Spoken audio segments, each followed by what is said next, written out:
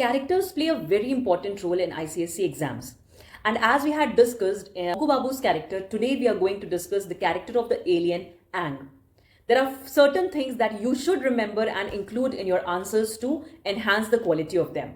So we have to remember that Aang had come from the planet Cranius in his spaceship. He had started his travel to land to Pluto, but since his instruments in the spaceship were not working properly, he landed on Earth. He was 833 years old and he knew 14,000 languages from all around the universe.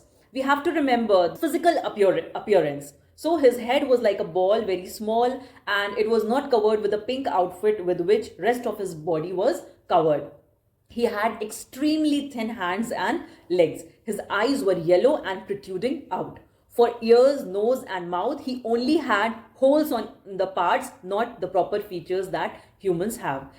He accepted that he was much more evolved than human beings. He could read the mind of Bonku Babu, and that is why he suggested him to become more bold and also to stand against injustice. Because of this meeting, Bonku Babu's life changed and he became a happier person and more confident person. We have to remember certain two instruments that Aang had. The first instrument was like a smooth pebble which could unharm an enemy and yet make that enemy motionless. Second instrument that he had was a tube-like structure through which one could see anywhere in the whole world. And he had made Bonku Babu to see through it, to experience certain things that always Bonku Babu wanted.